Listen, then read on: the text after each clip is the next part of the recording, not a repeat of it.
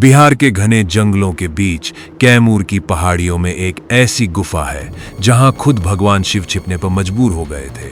न कोई सड़क, न कोई सीधा रास्ता, सिर्फ पहाड़, जंगल, नदियां और एक रहस्य जो आज तक अनसुलझा है। इसका नाम है गुप्ता धाम। आज हम आपको ले चलेंगे इस रहस्यमयी यात्रा पर, जहां आस्था भी है और रोमांच भी। वीडियो पूरा देखिएगा, क्योंकि आखिर में हम बताएंगे वो रहस्य जो आज तक कोई नहीं पढ़ पाया।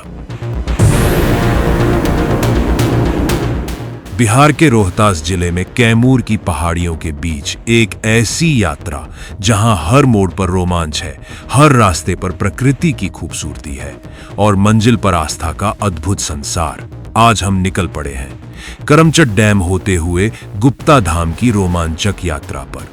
शहर की भीड़ पीछे छूटती जाती है, प्रकृति अपने असली रंग में नजर आने लगती है। चारों तरफ हरियाली, दूर तक फैली कैमूर की पहाड़ियां और उनके बीच से गुजरता हमारा रास्ता।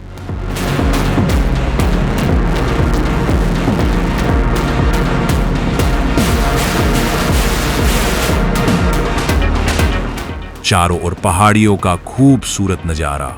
ऐसा लगता है जैसे प्रकृति ने खुद इस जगह को अपने हाथों से सजाया हो। ठंडी हवा के बीच कुछ पल यहाँ रुकना सफर की थकान को पूरी तरह भुला देता है, लेकिन चट डैम को रीवी छोड़ते है सफर और रोमांच। ये रास्ते, घने जंगल, पहाड़ी नीचे मोड़ और हर मोड़ के बाद बदलता हुआ नजारा। जैसे जैसे हम कैमूर की पहाड़ियों के और करीब पहुंचते हैं, वैसे वैसे गुप्ता धाम की यात्रा का उत्साह बढ़ता जाता है और आखिरकार वह जगह सामने आती है जिसके लिए यह पूरा सफर तय किया गया है। गुप्ता धाम पहाड़ों और प्राकृतिक वातावरण के बीच स्थित यह पवित्र स्थल श्रद्धालुओं के लिए आस्था का एक महत्वपूर्ण केंद्र है। पौराणिक मान्यता के अनुसार भस्मासुर नाम का एक राक्षस था जिसने कठोर तपस्या करके भगवान शिव से एक वरदान पा लिया, जिसके सिर पर वह हाथ रखे वह तुरंत भस्म हो जाए। क्यों न इसी वरदान का इस्तेमाल खुद भगवान शिव पर ही कर दिया जाए। भस्मासुर शिव को भस्म करने के लिए उनका पीछा करने लगा और भगवान शिव को बचने के लिए भागना पड़ा। भागते भागते भोलेनाथ इसी कैमूर पहाड़ी की एक गुफा में आकर छिप गए। इसीलिए इस स्थान का नाम पड़ा गुप्ता धाम, यानी वह जगह जहां भगवान खुद को गुप्त यानी छिपा कर बैठे। फिर भगवान विष्णु ने मोहिनी यानी पार्वती जी का रूप धारण किया और भस्मासुर के सामने प्रकट होकर उसे नृत्य करने के लिए ललचाया। सुंदरी के मोह में भस्मासुर नाचने लगा और नाचते नाचते बिना सोचे समझे उसने अपना ही हाथ अपने सिर पर रख दिया और अपने ही वरदान से जलकर भस्म हो गया। कहा जाता है भगवान शिव आज भी उसी गुफा में शिवलिंग रूप में विराजमान है, जिसे लोग गुप्तेश्वरनाथ महादेव कहकर पूजते हैं। अब बात करते हैं खुद गुफा की। गुफा के द्वार पर पहुंचकर सीढ़ियों से नीचे उतरना पड़ता है।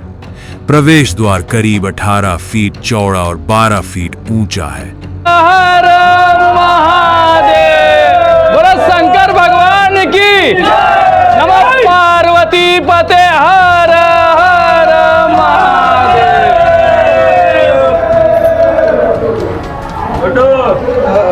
अंदर घना अंधेरा है, बिना मशाल या टॉर्च के भीतर जाना नामुमकिन है। पूरब दिशा में करीब 363 फीट अंदर चलने पर एक बड़ा गड्ढा मिलता है जिसमें साल भर पानी भरा रहता है। इसे श्रद्धालु पाताल गंगा कहते हैं। इसके आगे गुफा और संकरी होती जाती है।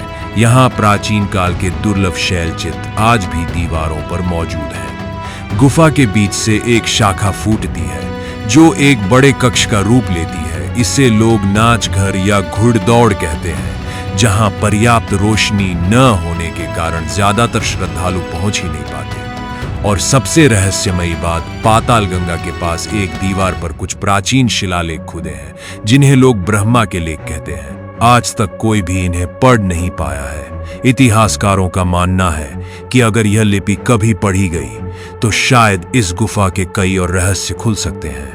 गुफा के अंत में स्थित है असली शिवलिंग, जिसे गुप्तेश्वर महादेव कहा जाता है। खास बात यह कि यह कोई बनाया हुआ नहीं बल्कि एक प्राकृतिक शिवलिंग है जिस पर गुफा की छत से लगातार जल की बूंदें टपकती रहती हैं।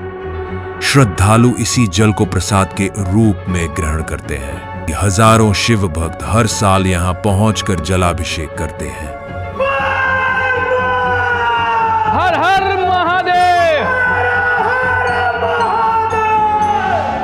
तो यह थी गुप्ता धाम की पूरी कहानी, जहां आस्था, इतिहास और रहस्य एक साथ मिलते हैं।